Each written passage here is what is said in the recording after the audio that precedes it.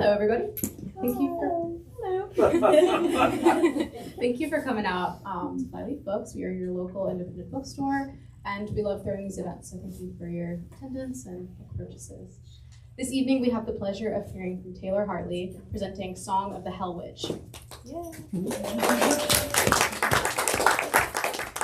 With Bland Simpson. UNC alum Taylor Hartley started writing stories when they were 9 years old and never looked back. Taylor lives in Charlotte, North Carolina with their partner and two spoiled familiars masquerading as house cats. Song of the Hell Witch is their first novel. Bland Simpson is Keenan Distinguished Professor of English and Creative Writing at UNC, and he has also been the Red Clay Ramblers piano player since 1986. So remember to grab a copy of Song of the Hell Witch, and we have some of Bland's books as well up front if you haven't gotten any yet, and you can get those after as well, I'm sure. Okay. Over to you all. Thank you very much. Thank you, folks, for coming in this evening and to see my wonderful former student in a couple of classes from about 15 years ago or so. I met Taylor Hartley when she was a freshman or maybe a first semester sophomore in an intro to fiction writing class, and then she stayed in UNC's creative writing program, and so a couple of years later I met her again in my year-long senior honors class where she distinguished herself.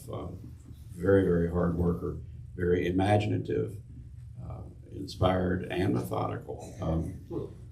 As I think everybody in this room knows, the sport or pursuit of writing is mostly hard work and occasional moments of wonderful inspiration, but it's mostly the work, showing up and learning how to do it and all the different pieces of the craft. And the book that she wrote, the novel she wrote, among other things, in the year-long course, had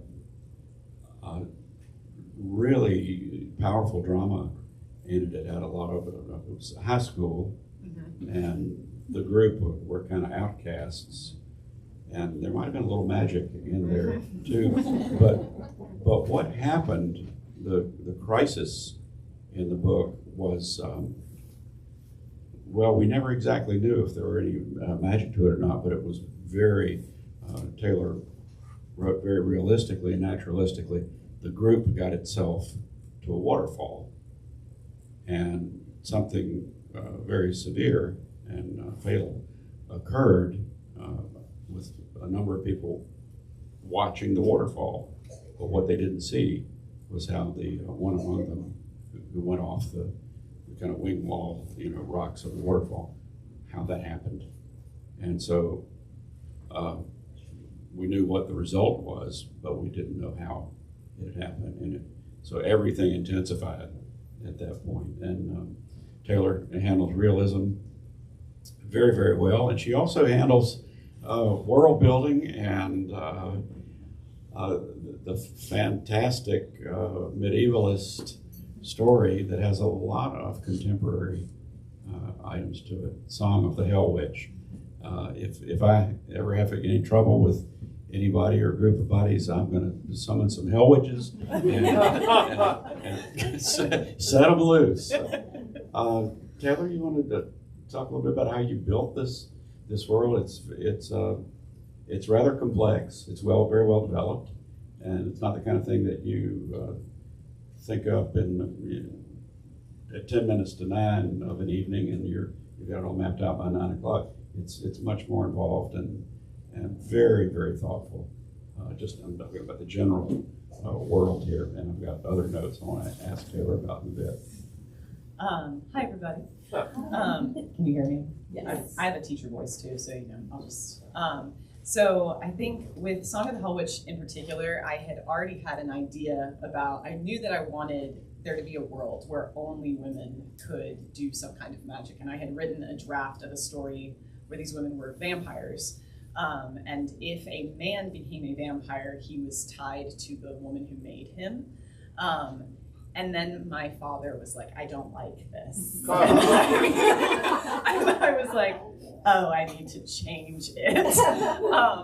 So then I started really thinking and just kind of like playing with the idea in the back of my mind, like what would a world need to be in order for women's magic to kind of stand out? And then the overturning of Roe v. Wade happened. And that day, my male boss decided that all of the women in the office looked very distressed, and so he decided to call like an emergency, like 1 hour like forum where we could all sit and talk about our feelings. And I was like, this is the dumbest thing that's ever happened. I was like, you are walking into an accident. But he then proceeded to take the entire hour to kind of talk about us and like our pain and how like it wasn't, you know, what we were feeling wasn't in line with like his religious beliefs and like all these different things. And I just kept feeling myself get angrier and angrier and angrier. And I was like, I want to turn into a dragon and just rip this man's throat out. And so I kind of sat down with that, and from there figured out where I wanted to kind of take it. I let the rage kind of build the world.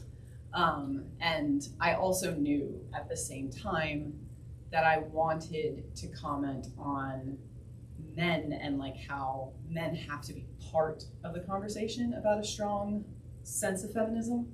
But what do those men need to look like? And that kind of built into like the Zareth and the Zarethel. And I just really like, once I started sitting down, it kind of all came together. So it was a lot of like religious trauma a little bit, and also just like the contemporary politics were just getting more intense and more intense and more intense. And so I really wanted to hold a mirror up to our world and find different ways to do that. And so Song of the Hell Witch was born, and I also wanted to set it in Edinburgh, Scotland, because I love Edinburgh, Scotland. And so I couldn't do that necessarily. My agent was like, put it in a portal world. So I was like, all right, Townsbury it is. And so I kind of just built around all of that. And at the center were these two characters who had been talking to me for a really long time and had evolved in a lot of different ways. And then I figured out exactly how to bring them into a story. So. Let me read you a couple of the notes I made as I was reading this. To me, exotic book. I write mostly, I've written mostly about North Carolina, eastern North Carolina with my wife Ann, who's back there on the next to last row. So Talonsbury, first word in Talonsbury is talons. So you know, readers are associative, and so immediately you start thinking, okay, what has talons?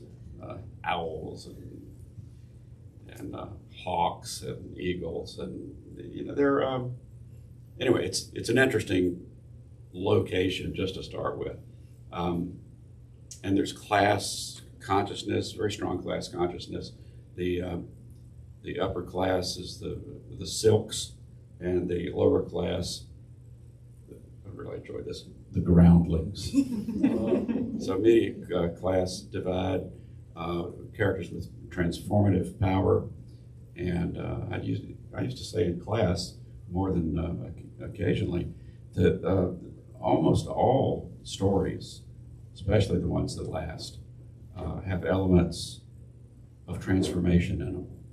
You know, rags to riches, or living to dead, but the living dead. You know, and you can hardly think of a tale that doesn't have some level of transformation about its plot or its characters, and that certainly is true here. And who the transformed are, how they got transformed, and how the shape shifting works.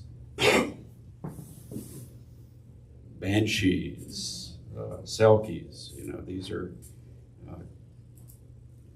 great transformative characters. What's John Sayles? What's the movie? The Legend of Rowan Inish. Great independent movie from about 30 years ago. that has a selkie in it, and there we go. That's all we need. There are tariffs on silk. There are rising prices. There are lots of literary allusions. Marlowe, Keats, Curiosity Shop, and there are militia policing types that bust in without warrants. Imagine such a world. Imagine. And there's a lot of straight up references to posters about having to do with women's suffrage. And here's a great saying from one of the posters. We gave you our labor. We gave you our labor. Give us a voice. And there's even a lot of landscape to cover, so travel becomes very important in the plot. And I love the landscape, especially one short but feisty waterfall named Pete. But the issues that Taylor's brought forward here are very serious. There's quest, elements of quest, very important, and life and death, a child who's ill, and there's a love story. And yet the book is not without humor. You know, when I got to the waterfall named Pete, I thought, okay, I know a little bit about this map. So, how long did it take you to your satisfaction build the world so you could then cast headlong into the plot? So interestingly enough, it kind of all came at the same time, which was odd for me. So world building is not my thing. Characters are my thing. And so it was really difficult for me, but once I had the rage, then I could really start to kind of pluck out the kind of world I wanted to build and how I wanted to tell the story. And I think it took probably 5 years. It was 5, yeah, Hallie's nodding at me. So yes, like 5 years to really get it to a place that I appreciated. And it was interesting because, true to form, the first agent that I had happened to be, sorry fellas, a man. And he immediately was like, I don't like this. This is not working for me. And I was like, I think I'm going to fire you if that's okay. Because I like it a lot. And within 3 months, I found Danielle, who is my agent now, and she was head over heels with it. She did want to fix the villain. And she did she did great things with me in Paris and Hale and all sorts of things. But I think it took about 5 years. And I do have to say that my partner, Aaron, who is not here today, he's in Charlotte because he has to teach English tomorrow, it's to his credit that the world is as full as it is, because he calls himself like a writer in mind, but he doesn't have the work ethic to do it. And he'll admit it. He's like, I have all these ideas, so what if I give you the ideas and you do the work? But he was really helpful in kind of asking questions. Like I would write a scene and he would say, okay, but like, what does the room look like? What are the politics like? How did they end up here? And those questions were just constantly in the back of my mind as it was kind of going. And so it was much bigger than it is now. So there is a book 2, guys. Don't worry. I'll talk more about that at the end. But it started much bigger and we shrank it down because I really wanted to focus on the themes and the conversations around the world that we're currently living in somehow again. It's very resonant of, I'll just say, the here and now. Do you care to elaborate about Paris, the bad guy? Because he's bad from moment one. And did you make him nicer? No. I can't think of where it would have been. So originally, Hale was kind of more of the big bad. So fun fact, Paris originally dies in the bedroom with Puck when they're in their kind of altercation.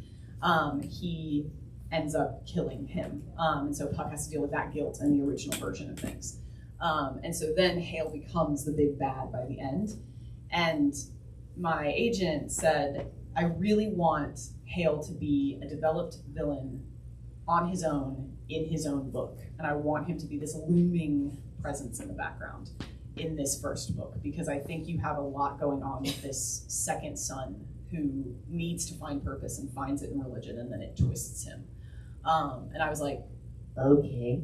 And so I ended up with Paris, and I played with him a lot. And so like when I went back to edit, the first thing I wrote was the scene with his father in the snow when he falls and his dad calls him weak. And I was like, all right, there's the wound. Like, we start with the wound. I think we talked about the wound a lot in class, and kind of from there, how did he become this man? It's really important to me when I write villains to make sure that they think they are the good guy in their own story, because that is what we're going to find with Hale too.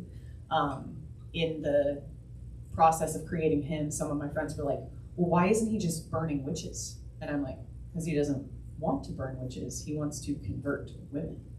It's different. And they were like, but bad men burn witches. And I was like, do they? Do all of them? And that's how he kind of evolved. He became a much bigger presence since he didn't eat it midway through the book. Was he fun to write? No. Yeah, well, yes and no. He was not like a fun character, but it was interesting trying to get into his mindset. And I will say that I, unfortunately, in the last few years, have taught a lot of young men who remind me of him in a lot of ways. They're very angry, and they're looking for a place to put that anger. And with Paris, he lives in a patriarchal society that allows him this vantage point through which he can exercise his anger. And that has also helped me in the classroom with my empathy with some of these young men, because you run into them and you're like, oh, I know what this is. And you want to kind of go in at it with I'm angry at you, and you have to instead go in with like an empathetic questioning, even though you're like, you are so wrong, you don't even know how wrong you are. But you have to kind of go in a questioning way. I did have several moments where I asked myself throughout, I was like, can he be saved? And I was like, no, he cannot. He is too far gone. So, and I think I figured that out from the get-go, when he decides like he's gonna sacrifice his brother's life if it means, I guess, completing his mission. Harris, wonderful name for a very bad character. Has a lot of energy. I mean, that's what's really useful to you, isn't it? That all that energy and all that focus, religious focus, purpose. Yeah. And he never lets up. No, and he's very much, I also kind of thought of him as like two sides of the same coin of like, he's a Silk, he's been raised a Silk his entire life, but he is ignored. And Puck has raised himself. And so they are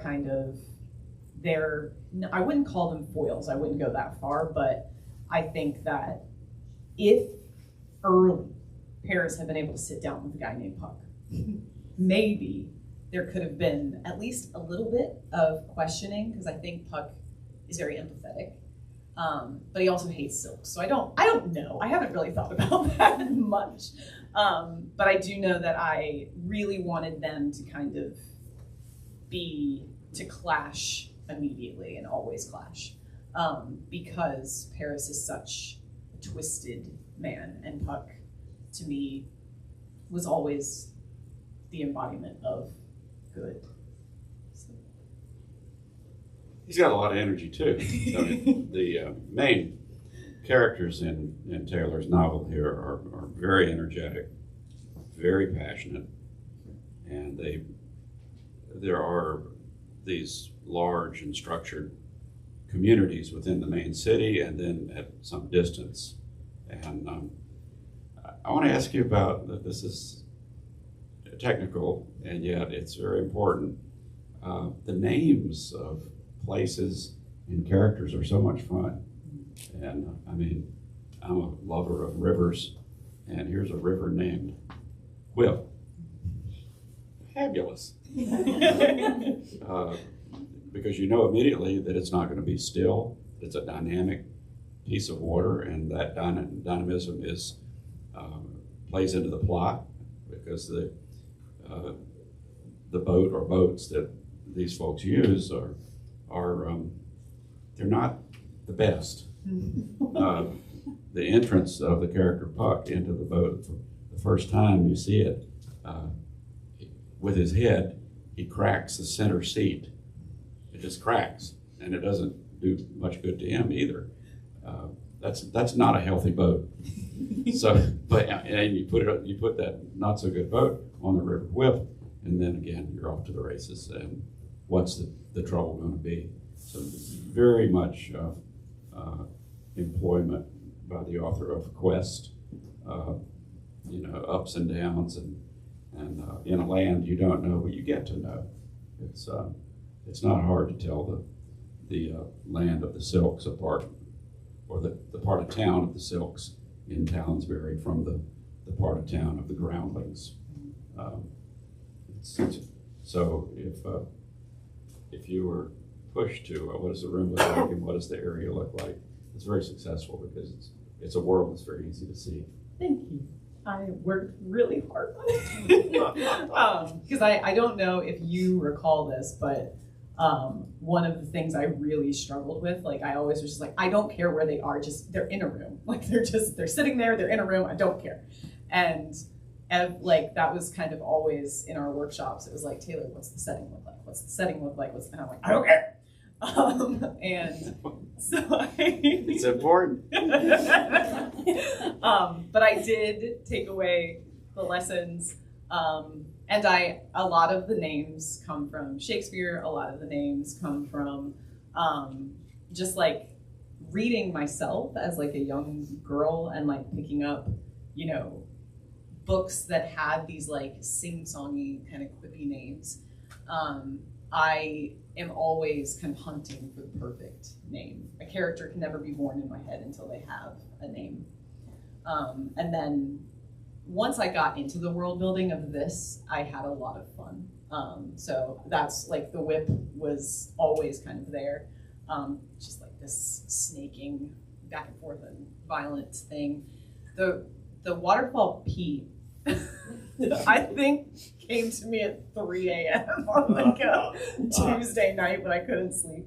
But I have always, like, names have just always been very important and integral to my reading experience, and so I wanted to make sure that the names were really strong.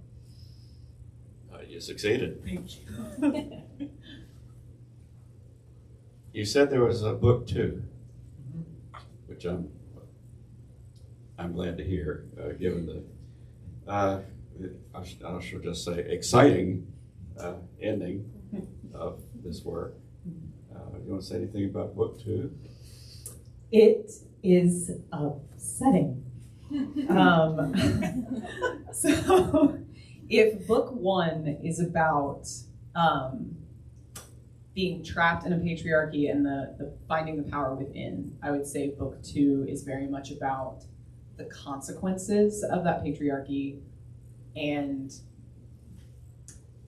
also the consequences of class. So the one thing that I don't know that I seeded enough in here, although,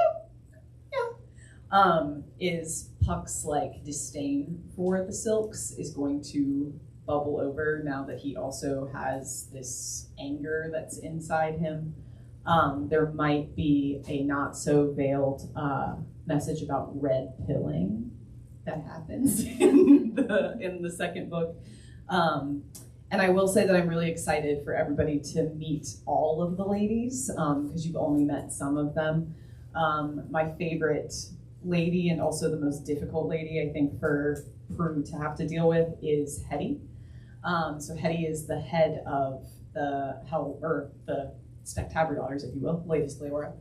And when she comes back and kind of hears about the shenanigans, Prue is expecting her, after everything that she's heard, to want to go out and immediately, charge forward and fight. And this woman looks at her and says, "Not my job." And she's very right about it. She's like, "I've been sounding the alarm for 20, 30 years, and no one has listened to me. And so I'm just gonna pick my girls up and leave." And Prue's like, "Wait, you can't do that though." She's like, "Actually, I can." And so that's kind of the conflict that sits at the center of book 2, is how does Prue get this woman to say yes? Because eventually she has to say yes. So you're we'll be dealing more with the internal politics of a movement that's not monolithic. It is virtually all women, but it's not a monolith in terms of how the approach going forward. That's great. That opens up. That's a different book. Yeah, it is. And I'm also excited. One of the other things I really wanted to talk about in book 2 is like after the election,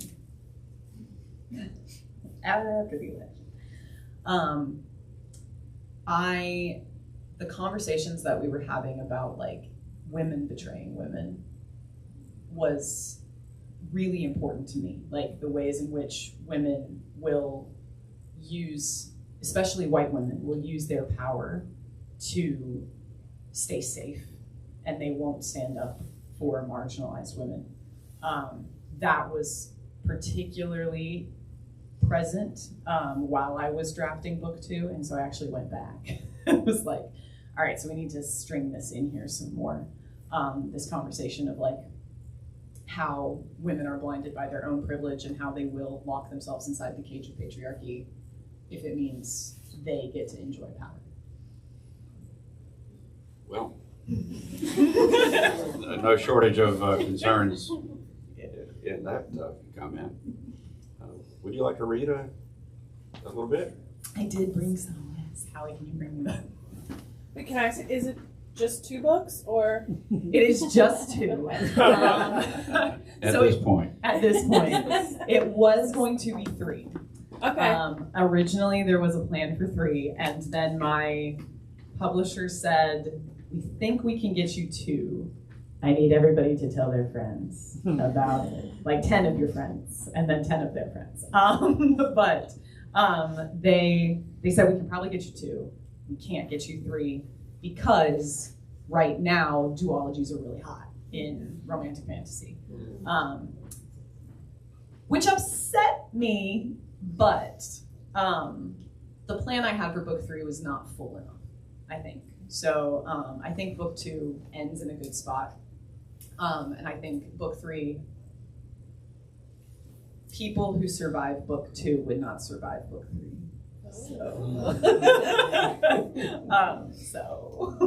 Maybe if they move to another world, they'll do better. Yeah, maybe if they go to Belicanto where they have more fun, then they would do better off. But yeah, so here's my question that I asked at my first event. Do you all want violence, or do you want romance? Romance. All right, so show of hands. Who wants romance? 1, 2, 3, 4, 5, 6. He's like, no, 7, 8. Who wants violence? Oh, it's a tie.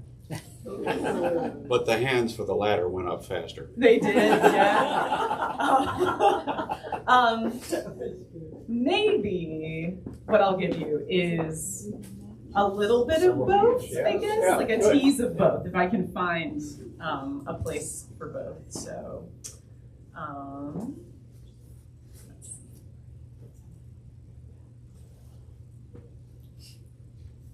see. Sorry guys, I'm getting better at this, but I'm still not the best.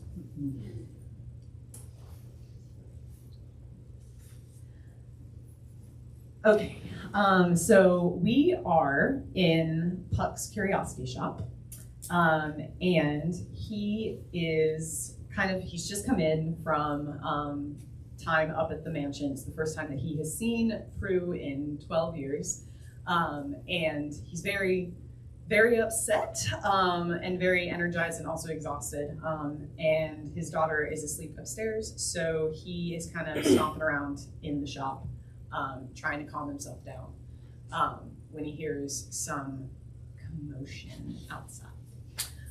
So we have cracking his knuckles to give pain somewhere else to go. He strolled out of the back room and ducked behind the shop counter, where he kept a bottle of Wild Fang whiskey and a set of glass tumblers for late nights. The Abbey bells rang out as he poured his first glass, louder and faster than on Apostletide mornings, as if to alert all of Talonsbury they were under siege. The hell? He knocked back the whiskey and ran to the door, opening it just enough to peek out into the street. The watchmen on patrol in the Podge marched across the bridge in their red leather armor and their strange squid head helmets, keeping a military formation as they headed toward the Horn of Justice a few streets east of Sweetbreads. Only two things would pull them back to city headquarters this late at night: a Hornsgate breach or a manhunt. Either situation would be enough to get the watch all riled up. A sense of unease curled through Puck. Whenever the watch went rabid, they started bringing in every criminal they knew, thinking that might help them find the one they were looking for. Not tonight, cockpusses. Puck shut the door and locked it, then grabbed the crowbar he kept behind the shop counter and wedged it under the doorknob as an extra precaution. Satisfied, he wandered back to his glass and poured another finger of whiskey. The sound was subtle, almost soft enough to miss. A latch coming loose, the creaking of iron hinges, glass smacking against drywall. Someone had come through that back window, which was only a few inches away from the bookcase that led up into his apartment. To be. His heart seized, his fingers and toes going numb. Most of the blokes locked up in Hornsgate were relatively harmless, but if it was some dangerous fugitive.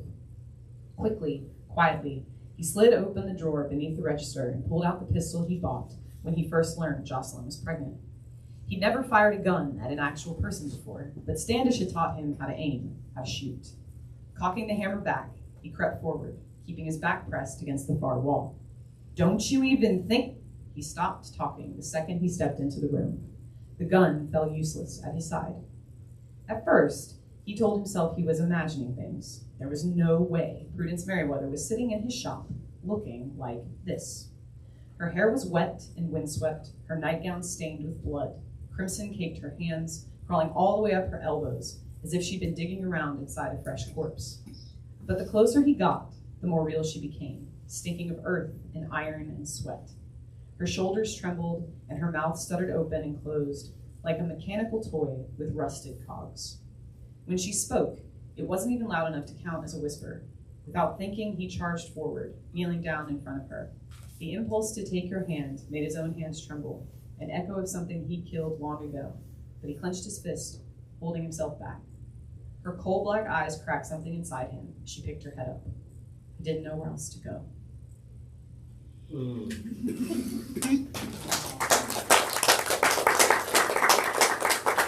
get a little bit of violence and a little bit of love. So I also, for anybody, I have vellum prints in the back I brought for everybody to have before you leave, so make sure that you get one, but it is of that scene, so that's the other reason that I wanted to read it. So Brooke has one. So yes, I have some for you guys before everybody leaves, so please make sure you do. That's a great closing line for a chapter, for a scene. Because it's so loaded. And it's so focused. And you know there's just so much more to come from that. And it would have been, if that were in the middle of even the last paragraph, I didn't know where else to come I reckon I could have gone over to such and such. It was just, the energy would just fall. And that's like tap dancing. It's something you're not born knowing how to do. You practice it. So what's just the right bit of dialogue to lay in there that's going to make the reader want to go, well, why did she? Not everywhere else. Yeah. Page turn. What can you tell us about the genre that Ann and I just learned about back in the summer from another former writing student? She said, "You know about romanticy." I said, "What? Where you been?" Romance and fantasy. It's a kind of a fun word. It's fun to say. How have you come to and at it as an admixture of genres? Yeah. So I'm gonna say kind things, and then I'm gonna say not kind things for all my romanticy people. Okay, are we good? Okay. So I think the thing that I like about romanticy is I like the energy surrounding it, and I have always been a person who likes to write about love.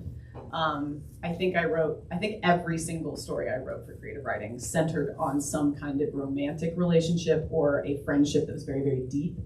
And so I love the energy surrounding romanticy, and I love that it is getting people into the fantasy world.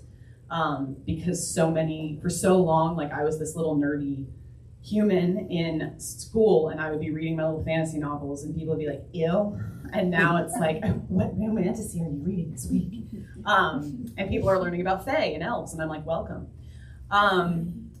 My issue with romantasy, I think, is that right now I'm seeing a lot of patriarchal themes leaking into romantasy.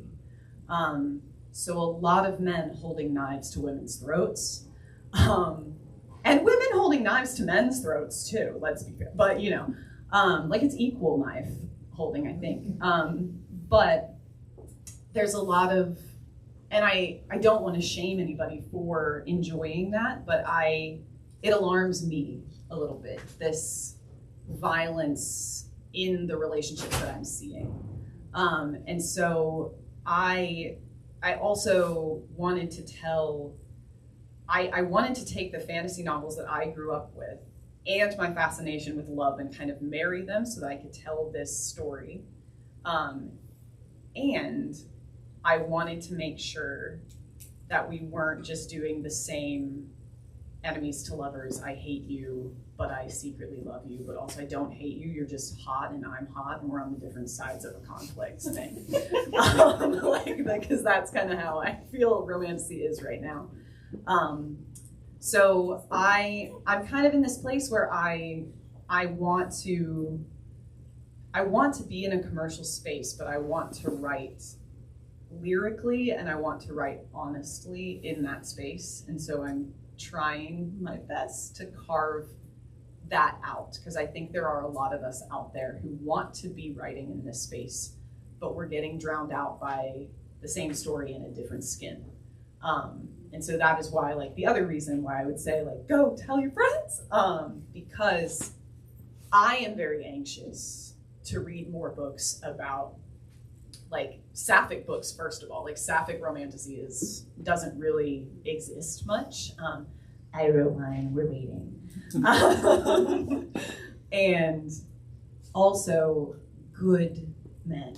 Like, it was so important to me that Puck be a good man, as I've said already today. And even when I did what I do to him, sorry. But when I did that, when I made that decision, my literary agent reached out to me and she was like, so here's the thing, you can't Peter Millark him. He is not allowed to just go full-blown evil and try to kill her. And I was like, okay. And I wasn't planning on doing that, but she very much was like, I also want to read good men in romantasy, and I haven't seen a lot of them. And so that's kind of what I have to say about romantasy, is I would like to see the genre become a little bit more of a space for actual empowerment versus she's an assassin, so she's powerful. Like, I would like to see legitimate empowerment for women, because I think we deserve it. You're here. Well, yeah, let's hear a little bit. I think if you continue to integrate the political the pieces of politics, and it's not the same politics throughout time. There are different sorts of movements, variations on themes, and that you immediately raise the stakes of the power of the story of the book. That it's not just battles with knives and sabers and over here and then over there, but that it's the people as they are here in your book. They have real, they're those who are trying to keep everything retrenched and unchanging, or except more militancy in religious entrapment, is the way I would read it. And there are those who are the rebels. And that gives a lot of resonance with, in many spots in this book, with current times in our country. And I just think the political concerns and the amount of text that Taylor gives to them they're serious, but they're hardly oppressive in terms of the volume of what you give to them. But the fact that they're there, and that we know there's a suffragette theme running through things, it makes it more interesting, just immediately. And it will be interesting to see how you do that in successive books, in successive worlds. Yes. I really do. Thank you. I really want to tell human stories, and I really want to tell stories specifically, a lot of them about women's issues, about queer issues, about being non-binary and figuring out that you're non-binary when you're 30, like wild. So I want to tell all of these different stories, and right now I'm really just trying to find ways to use magic, the magic that you can use in a book that makes a book powerful and addictive, but also in a way that holds a mirror up to us and asks us, like, how can we be better than where we are right now? Because I think we all want to be better than where we are right now. Yeah, and a lot of questions that I've had for my own life. So, yeah. Speaking of questions, Kennedy. Yes. So your book was originally titled Ladies of Leora. Yes. How was the title change process to Song of the Hell Witch for you? I hated it at first. I'm going to be super honest. I loathed it. And then I thought about it, and I thought, like, okay, if you are sitting in a bookstore and you see the word Hell Witch in front of you, I think you're immediately going to be like, what is that? Which I found happened at Barnes & Noble last weekend when a bunch of the Southern women were walking in going, don't look, to their children. They were like, hell is on the poster. I was like, yes, it is. But I think eventually I came around to it because no one knows who the Ladies of Leora are yet. So it was catchy. When they first sent it along, I was like, ew. I loathed it at first. And they had Song of the Hell Witch, and then they had the Song of the Hell Witch. And I was like, no, cut the. And they were like, which the? And I was like, the one that makes grammatic sense to cut, guys. You're editors, what are you talking about? But once we cut the, and I really thought about the tune and the way that they harmonize, I was far more comfortable with it. And now I can't imagine it being called anything else. So, and I'm really excited about book 2's title, which don't tell anybody. It might have to do with dance. It might have something to do with dance. I'm hoping that I get to keep it because but it starts with dance. And so I'm hoping that it gets to stay dance. Thank you. Yes, Nicole. Hi. So I'm trying to figure out how to condense this question. This book, I think, does a really good job of the importance of like feminism and women's spaces, but also exploring how feminism is important for men and for non-binary folks and like across like cis and trans women. And also really just explores how patriarchy is bad for women, always at the forefront, but also for men. And I'm wondering how early in the process you decided that Puck was going to be a POV character and you were going to kind of explore that through him, if that makes sense. Yeah. So interestingly enough, the way that I found out that I was non-binary was I can never write a book just from the feminine perspective. And I was like, why is this happening? And then I, through Puck, actually, like literally through him, figured out who I was and like what my identity was. And I knew, so I teach high school, and I always teach Kimberly Crenshaw's The Urgency of Intersectionality every year. And the second I read that, like years ago, I knew, like, if you ever write a book about feminism, you have to comment on intersectionality, and you also have to make sure that men are part of the conversation. Because I do think, like, even in The Urgency of Intersectionality, she really doesn't talk about men. And we need them if we're going to have an equal world. And so making him a POV character, making him a girl dad, making him just see women. I mean, like his big thing to me is just like all of the men in my life, like they see women, like they see us as women, but they also see us as people, like we're people. And we deserve the world. Like that's what my dad always told me. And so I really, and like I felt the dearth of that in Romantasy. And so when I sat down to write the book, he was always going to be a POV character, but I think he wasn't always going to be a girl dad. And so when B came into the picture, I was like, okay, this is who he is, and this is what he stands for. And he's my baby. I love Prue. I do. She's so cool. She's so much cooler than me. But Puck is like my baby. And I love to torture him too. So. Sorry. Yes. A couple of kind of more technical questions. Mm-hmm. You talked about taking 5 years to build the world, but did it take you 5 years before you put pen to paper, or was some or all of that time you were also working on drafts? And then how long did it take you to finish? I write every single day for hours a day. I'm nuts, and in the best way, I think. But so yes, I was drafting actively for those 5 years. I was really trying to find the voice and the story, and they came out of another book that had died on submission.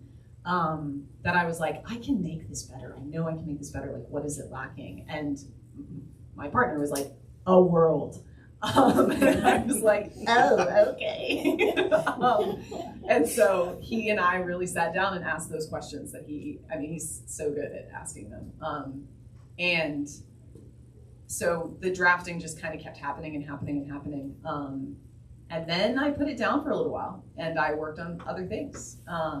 Until I was ready to pick it back up and think about it and fix it and see what was wrong with it, and what to keep.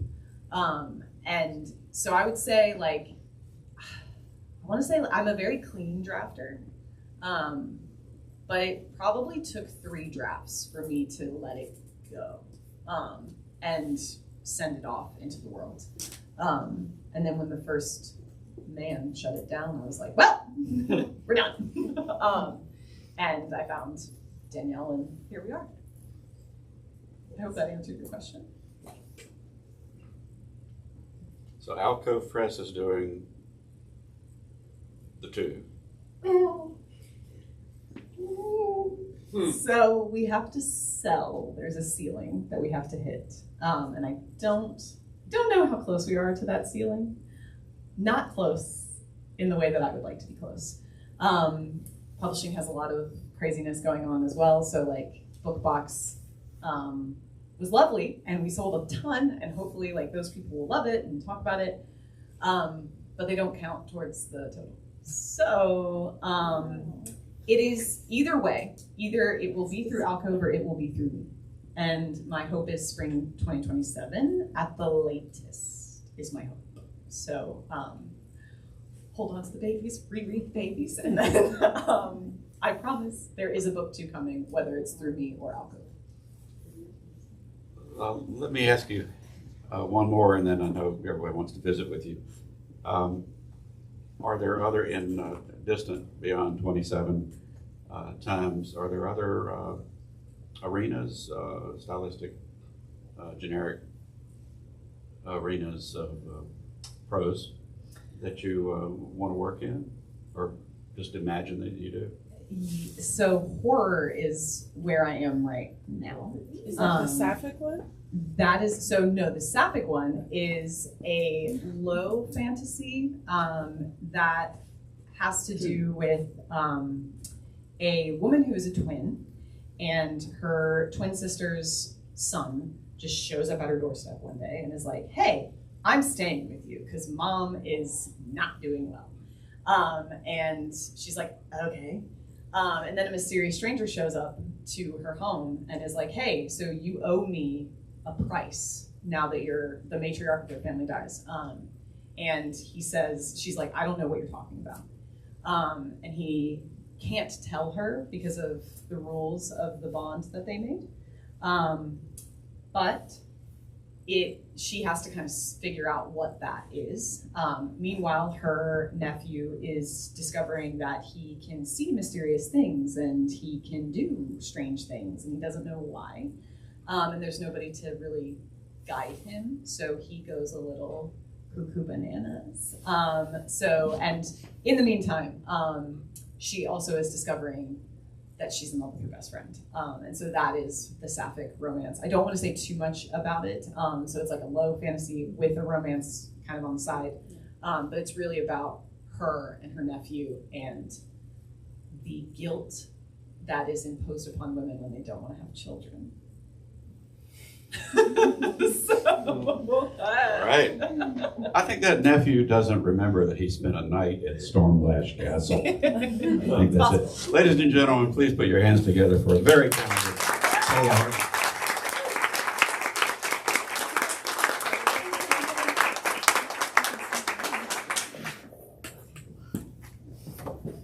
I have to run out, but can I get a photo with you?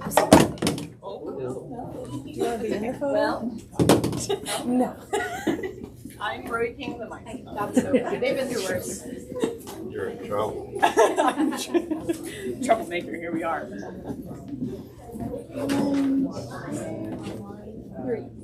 Thank you. I'm going to go buy a copy for my sister. Oh, thank you so much. Take a picture. Thank you. Taylor and me. I'm going to get my sister to get her phone and take a picture of this as well. So. Howard? So what are you doing in horror? Oh, thank you so much. You said you were going to do some horror. Yes. That excites me. Oh, I'll tell you all about it in just All a right. second. Good. Well, picture taking. Yeah. Hold up the book. You're right. Yeah. You're right. Yeah. All right, thank y'all. Thank So you liked it? Oh, yeah. Okay. That was fun. And I was